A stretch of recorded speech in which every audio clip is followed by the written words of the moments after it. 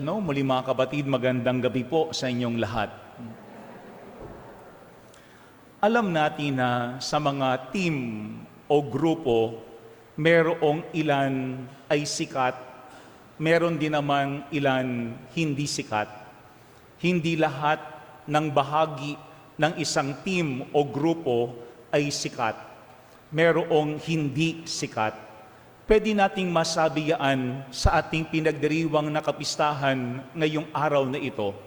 Kasi ang dalawang alagad na sina Felipe at saka Santiago, sila ay hindi ganoon kasikat.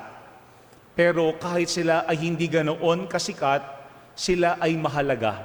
Kasi sila ay bahagi ng mga alagad ni Jesus. At sa ating pong mga pagbasa, kahit papaano pinapakilala sa atin si Bernabe at saka si Felipe.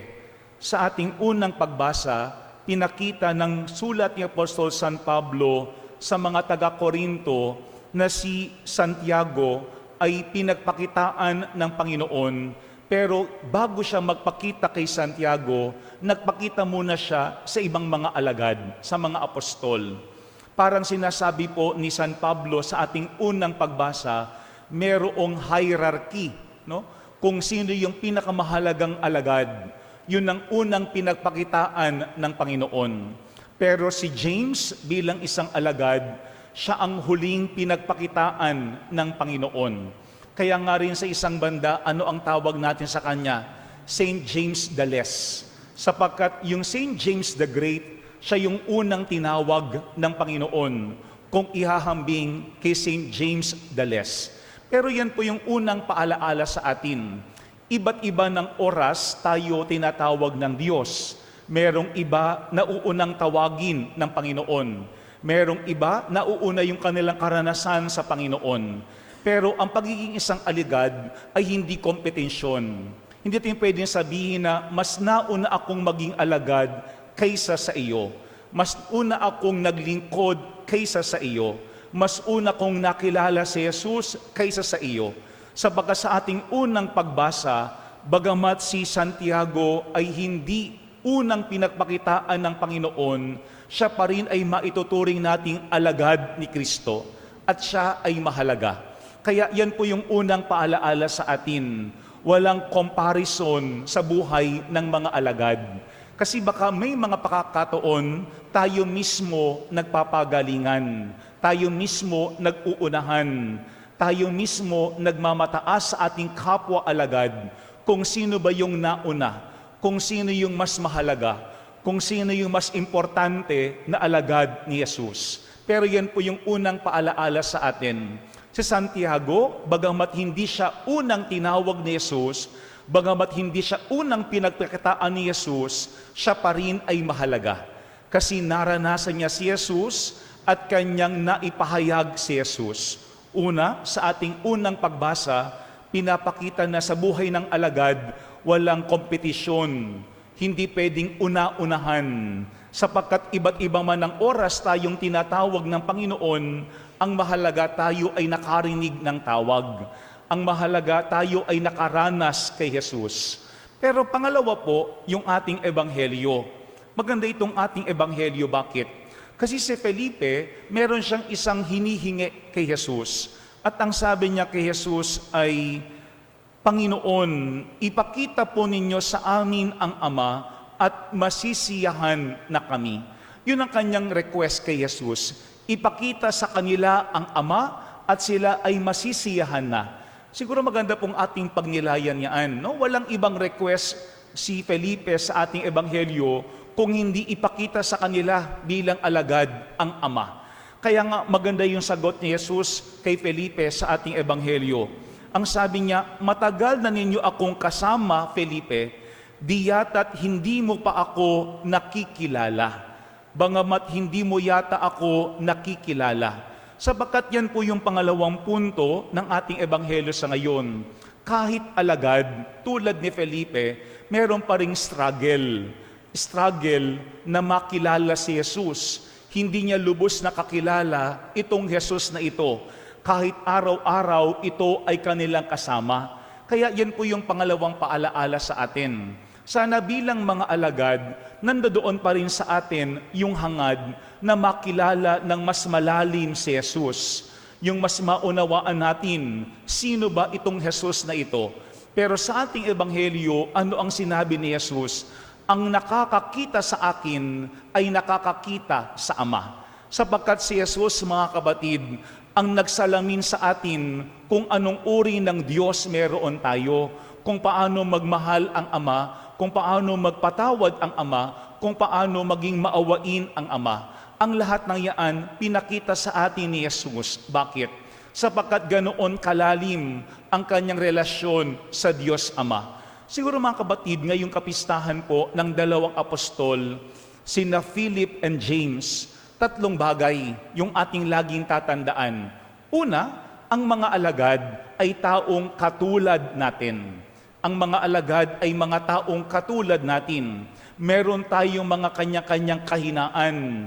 Meron tayong mga kanya-kanyang kapalpakan. Pero ang dapat hindi mawala sa lahat ng alagad ay ano? Kabukasan, openness.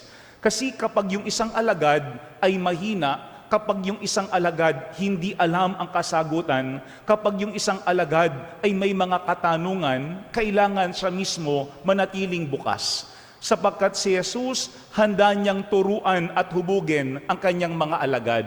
Hanggat ang alagad ay handang magpaturo. Hanggang ang mga alagad, bukas ang kanilang kalooban. Naalala ko sa aming seminaryo, ang sabi ng aming formators, isa ang pinakamahalagang katangian ng alagad, ano yun? Teachable. Teachable. Yung pwede mo pang turuan. Ang sabi ng aming formator, aanhin ng Diyos ang magaling na alagad, ang matalinong alagad, ang talentadong alagad, kung yung alagad naman na yun ay hindi kayang turuan ng Diyos, kung siya ay hindi kayang pagsabihan ng Panginoon. Di ko yan po yung unang paalaala sa atin. Si Maria, taong katulad din natin. Katulad ng mga apostol, si Maria, nasa kanya ang kabukasan. Kabukasan para unti-unti mapaliwanagan ng Diyos.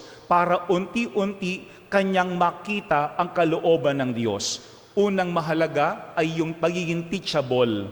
Sana lahat tayo bukas. Bukas tayong matuto, bukas din tayong lumalago bilang mga alagad ni Kristo. Kasi si Maria, laging bukas ang kanyang puso at isipan. Pangalawa, mga kapatid, tandaan po natin na kapag tayo ay naglalaan ng panahon kasama ang isang tao, hindi ibig sabihin ganoon na natin siya kakilala. Sapagkat sa ating ebanghelyo, ano ang sabi ni Jesus kay Felipe? Matagal na ninyo akong kasama, ngunit parang hindi nyo pa ako nakikilala. Kasi may mga pakakataon na baka kasama natin ang isang tao ng ilang buwan, ng ilang taon. Pero hindi ibig sabihin, ganoon natin kakilala yung taong yun. Baka nakakasabay mong kumain, baka nakakasabay mong maglingkod, baka nakakasabay mo sa paghahanap buhay, pero hindi ibig sabihin na kayo ay magkasabay, kayo ay naglalaan ng panahon sa bawat isa, ganoon mo na siya kakilala ng lubusan. Kasi makikilala lang natin ng lubusan ang isang tao kapag tayo ay mayroong interes sa kanya. Kapag tayo ay interesado na makilala ang taong iyon. Kasi pwedeng ang tagal-tagal, kasama natin ng isang tao, pero wala tayong interes sa kanyang buhay. Pero wala tayong interes, ano ba ang kanyang pag-uugali. Hindi pa rin natin pwedeng sabihin na ating kilala yung taong yaan. Kaya nga si Maria, yan ang pangalawang maganda kay Maria. Si Maria, babad sa Panginoon. Kasama niya lagi ang Diyos. Mula sa pagsilang ni Jesus hanggang sa kamatayan sa krus, palaging naglalakbay si Maria na kasama ang Panginoon. Kaya nga pwedeng masabi ni Maria, ganoon niya kakilala ang Diyos. Kasi simula sa pulpaman, siya'y interesado na sa Panginoon.